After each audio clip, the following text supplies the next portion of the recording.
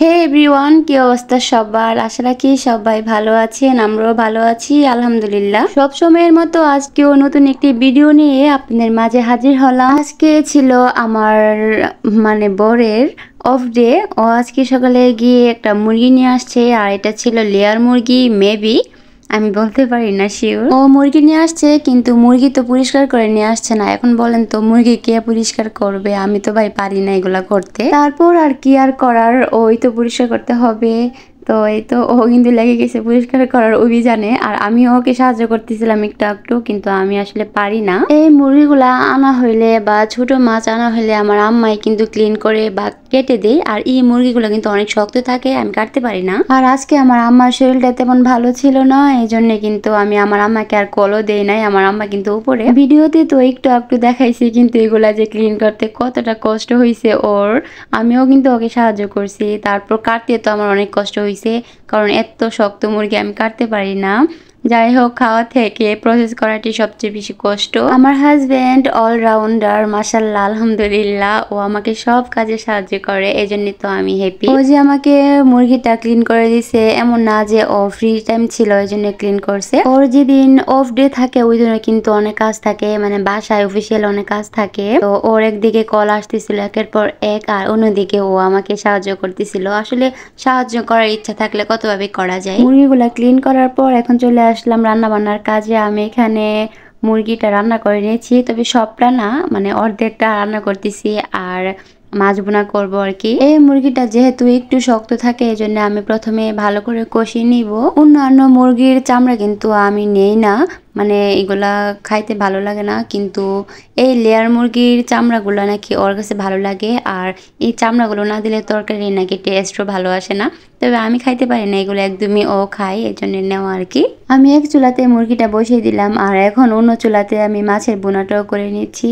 দেশ কিংবা দেশের বাইরে যে যেখান থেকে আমার আজকের ব্লগ ভিডিওটি দেখছেন, প্লিজ একটা ছোট্ট লাইক দিয়ে আমার পাশে থেকে যেতে পারেন। আর ভিডিও সম্পর্কে যদি কোনো মতামত থাকে একটা কমেন্ট করে আমাকে জানাতে কিন্তু ভুলবেন না। আর ভুল হলে তো অবশ্যই কমেন্টে জানাবেন, কারণ ভুল থেকে মানুষের শিক্ষা নেই। আমার কিন্তু মাছের ভুনাটা হয়ে গিয়েছে, আর এদিকে কিন্তু আমি অফ ক্যামেরায় তরকারিতে ঝোলের পানি তারপরে আলু এগুলা অ্যাড করে দিয়েছিলাম। এখন কিন্তু আমার তরকারিটা প্রায় হয়ে গিয়েছে। এখন আমি ভালো করে ক্লিন করে নিয়েছি, কারণ রান্না করলে তো চতুর্দিকে একবারে ছিটে যায়। আমার রান্না বান্না প্রায় শেষ হয়ে গিয়েছে, আমি অফ ক্যামেরায় ভাতটাও রান্না করে নিব।